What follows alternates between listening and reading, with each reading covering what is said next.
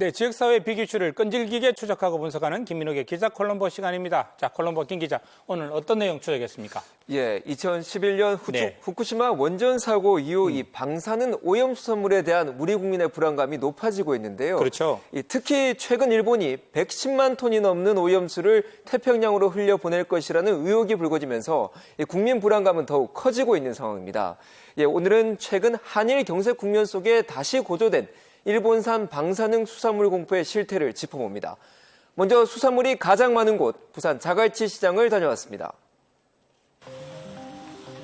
부산 자갈치 시장 수산물 코너. 좌판에 도미, 부새 등 다양한 생선이 올라와 있습니다. 이 가운데 일본산 수산물이 있는지 물어봤습니다. 시장 상인들은 방사능 공포 때문에 일본산 수산물은 들여놓지 않는다며 대부분 국산과 중국산이라고 말합니다. 방사능 때문에 조금 혹시 꺼리는 분들이 일본산은 잘 안 쓰거든요. 방사능 때문에. 일본산은 없어요. 하지만 냉동 수산물이 아닌 화로 판매장은 사정이 다릅니다. 빨간 빛깔의 생선, 바로 일본산 수입 참돔입니다.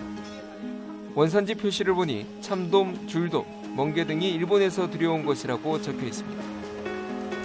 하지만 상인들은 일본산 수산물을 찾는 사람들이 거의 없다고 말합니다.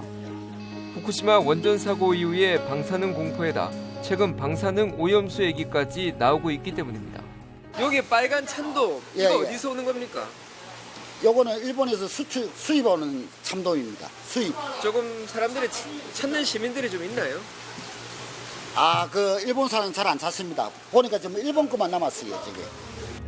사정이 이렇다 보니 제때 팔지 못한 일본산 수산물은 폐사되기도 합니다. 안 팔리면 얼마 있다가 뭐 죽어버리고 죽어본다. 오늘 아침에도 5발이나 죽어봤다. 안 팔리가지고. 한 며칠 동안 보관할 수 있는 건데. 그냥 한 5일 동안 한 4, 5일은 보관하는데 안 팔리면 죽어본다. 이제는 안 해야지 다음부터. 수산물 시장을 둘러보는 시민들과 관광객들은 일본산이라고 하면 아예 쳐다보지도 않습니다. 일본산 수산물은 좀 어떻습니까? 아무래도 뭐 원자력 발전 사고 난 다음에 전혀 안 먹게 되죠. 안 먹게 되고 또 지금도 정서가 또 일본하고 안 맞잖아요. 절대 안 먹습니다. 안 사지. 왜 안 사십니까? 왜 안 사? 테레비 안 맞는 겨. 일본 놈들, 내는 옛날부터 일본 놈들 놀러 가는 것도 싫어하는 사람. 추석 대목을 앞두고 있는 대형마트 수산물 코너. 다양한 수산물이 진열돼 있지만 이곳에서는 일본산 수산물은 아예 자취를 감췄습니다.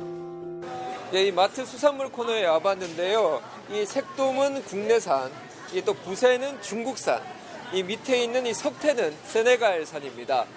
이 마트에서는 이 일본산 수산물을 찾아볼 수 없습니다. 우리 정부는 지난 2013년부터 후쿠시마 주변 8개 현 모든 수산물에 대해 수입 금지를 실시하고 있습니다. 하지만 시민들은 일단 일본산이라고 하면 믿을 수 없다며 불안한 마음을 숨기지 않습니다.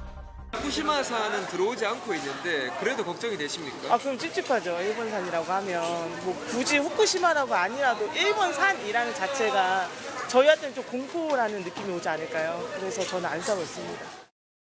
일본산 화로들이 시중에 좀 많이 수입된다고 해서 저희들이 어땠는가 궁금했는데 수입을 해도 팔리지가 않네요, 시장에서. 그죠? 네, 그렇습니다. 예, 대형마트에서는 뭐 아예 자취를 감춘 것 같고요. 예. 일본산 수산물 실제로 어느 정도 줄어든 걸로 나오고 있습니까? 예, 이 2010년 이 8만 4천 톤이던 이 일본산 수산물 수입량은 2011년 후쿠시마 원전 사고가 나자 3만 9천 톤까지 줄었습니다. 절반 이하로 그때 떨어졌고요. 네, 그렇습니다. 그런데 이후 다시 늘어나다가 우리 정부가 후쿠시마 주변 8개 현에 대해 수산물 수입을 금지한 이후 다시 떨어졌습니다. 그게 2013년이었고요. 네. 지난해 기준으로 수입량이 3만 4천 톤까지 떨어진 상황입니다. 올해 수입량이 아직 해가 다 지나가지 않아서 나오지 않아서 그렇지만 아마 올해 수입량이 나오면 지난해보다 훨씬 더 떨어질 가능성이 많겠다, 그죠? 지금과 같은 추세라면 그렇습니다. 그렇고요. 근데 수산물만 있는 게 아니잖아요. 수산물 가공품도 다양하게 있을 텐데 이거는 좀 사정이 어떻게 나오고 있습니까? 예, 말씀하신 대로 이 수산물과 관련된 상품이나 제품이 아주 다양하게 있는데요. 뭐 대표적인 게 수산물 가공품이고요. 그래서 이걸 취급하는 도매업체를 찾아가 봤습니다. 부산의 한 냉동수산물 도매업체. 냉동고 안에 일본산 냉동식품이 쌓여 있습니다. 명란, 조갯살 등 주로 일식집에 공급되는 물량입니다. 하지만 일본산 수산물 방사능 공포에 거래처와의 거래량이 20%가량 줄었습니다. 한 20% 정도는 줄었다고. 예. 방송도 많이 타고 지금 뭐 일본하고 뭐 무역도 그렇고 지금 그런 상황이 되다 보니까 지금 조금 꺼려하는 것 같은 영향이 있습니다. 일본산 북해도라고 원산지가 구체적으로 표기된 것도 있지만 일본 어느 지역에서 잡은 수산물인지 나와 있지 않은 수입 수산물도 있습니다.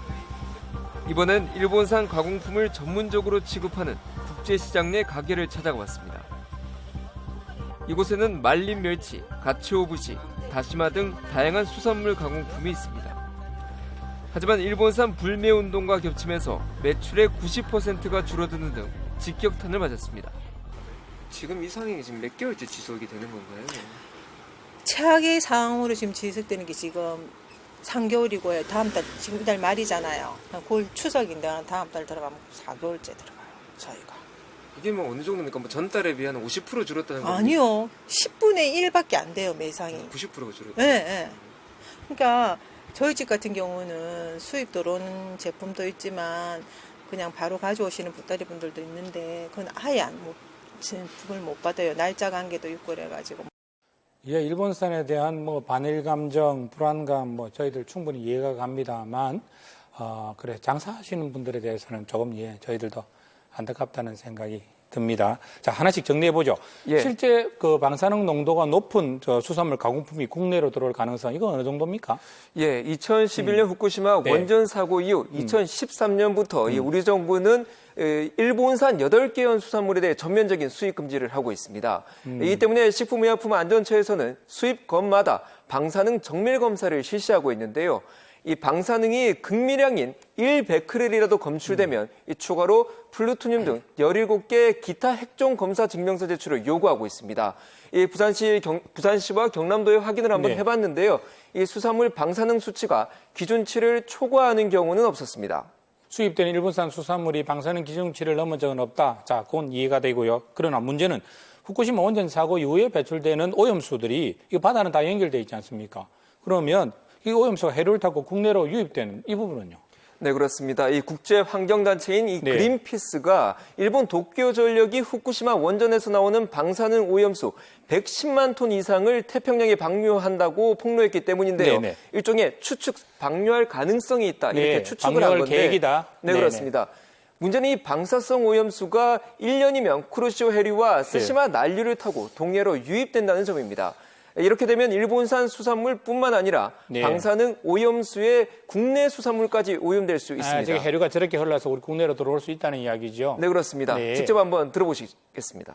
농도는 후쿠시마 앞바다보다는 낮죠. 다만 방사성물질이 오염된 물이 이제 들어오니까 영향에 대해서 우려가 되는 거고요. 몸에서 지속적으로 방사성물질이 분개하면서 방사선에 의해서 체내 세포가 영향을 미치게 되면 여러 가지 질병이나 여러 가지 문제로 진행될 가능성이 있는 거죠. 일단 저렇게 그린피스의 문제 제기가 있고 나서 일본 정부가 110만 톤 오염수를 당장 방류하건 계획은 없다라고 한 발 물러섰다는 이야기를 저도 들었었고요. 예.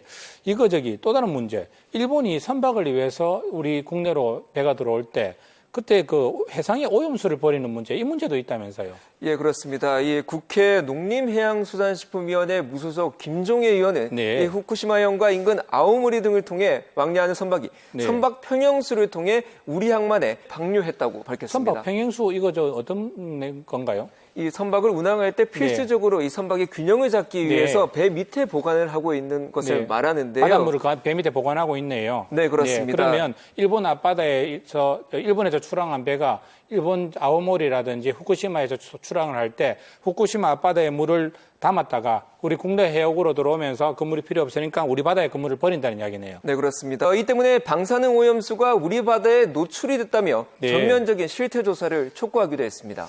우리 정부에서도 이 오염수 문제에 대해서는 좀 더 면밀히 대책을 세워야 되겠어요. 네, 그렇습니다. 이 부산시는 이 수산자원연구소와 함께 국내 수산물에 대한 방사능 검사를 더욱 강화한다고 밝혔는데요. 네. 또 특별히 추석 명절을 앞두고 있는 만큼 수산물 원산지를 속이는 범죄 행위에 대해서는 해경과 함께 집중적으로 단속을 벌인다는 계획입니다.